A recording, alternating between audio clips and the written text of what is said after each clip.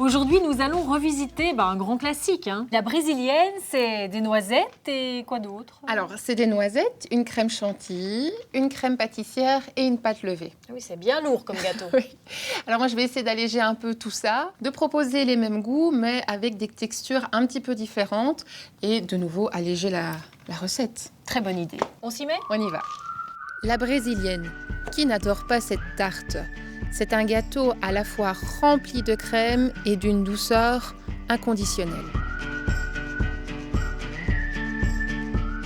Bon, je prends déjà la farine, on va en avoir besoin. Tout à fait. Pour la pâte. Mais alors justement, quel type de pâte pour la brésilienne? Alors nous, on va faire une pâte sucrée. La classique, c'est en pâte levée. Et c'est quoi la différence entre les deux? La pâte levée, elle est plutôt moelleuse et la pâte sucrée est sucrée. non, non. Ah, c'est pas ça? C'est pas ça. Ah. Elle est plus croquante. Il faut mettre la farine à la fin de la préparation. Ça, c'est le secret. Bon, très bien. Bon, je te suis de toute façon. Je ne suis que l'élève, moi, ici. Pour réaliser une pâte sucrée, vous devez mettre votre beurre pommade et mélanger avec la feuille du robot.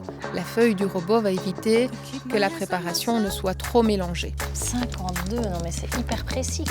Vous ajoutez ensuite le sucre impalpable. Alors pour toutes les pâtes sucrées, on met du sucre impalpable. On va ensuite rajouter la fleur de sel, on mélange. Vous rajoutez ensuite l'œuf. Petit truc de pâtissier, pour avoir une pâte sucrée bien croquante, ajoutez soit de la poudre de noisette ou de la poudre d'amande. Et donc la farine à la fin. Voilà, on met tout en une fois.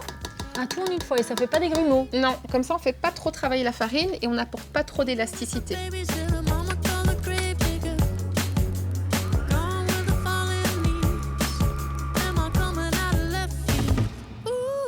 Bon là, on va passer le rouleau.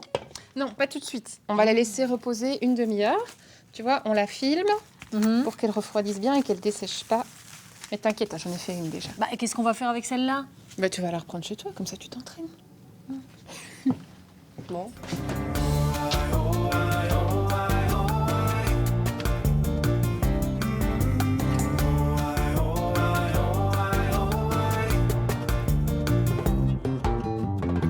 Isn't the best place to find a lover, so the bar is where I go.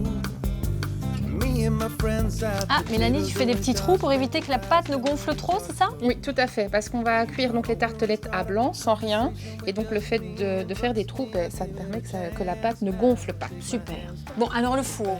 Alors, tu me le mets à 160 degrés en chaleur tournante. Bien, chef. I want your love. You'll always have me for somebody Madame. like me. Come on now, follow my lead. I may be crazy. Alors, combien de temps? 160 degrés pendant plus ou moins 25 minutes. Bon, on a le temps de faire autre chose. Voilà, on va s'occuper de la crème pâtissière. Allons-y. Pour la crème pâtissière, faire chauffer le lait dans une casserole. Dans un saladier, battre les jaunes d'œufs avec le sucre et ajouter la fécule de maïs. We push and pull like a magnet.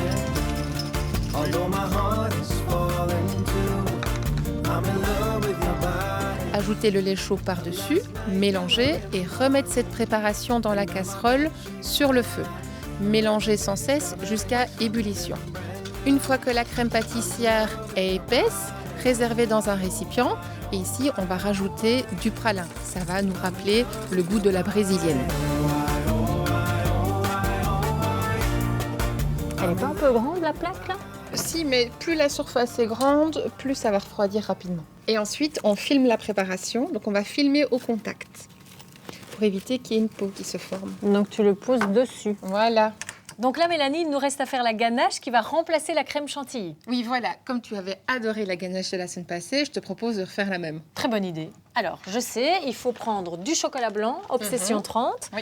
Ensuite, on fait chauffer la crème. Hors du feu, on rajoute le chocolat. Et puis, on mixe le tout. Voilà. Écoute, t'as tout compris, je te laisse faire et moi je boirai un café. Pas de souci, je gère. Sandrine va se débrouiller toute seule. De toute façon, avec de bons produits, on ne peut pas rater la préparation. On a une bonne crème bien riche à 35% et un bon chocolat Vélige gourmet. Mélanie? Mélanie? Ah, t'es là. Bon, je Dis-moi, crois que c'est Sandrine. bon, hein, regarde. Parfait, tu l'as mixée? Non.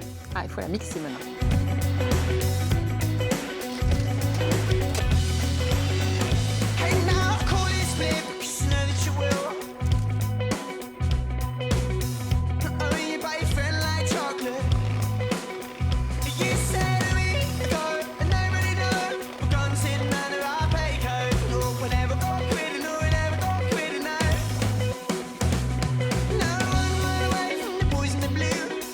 création mérite d'être accompagnée de quelques bulles.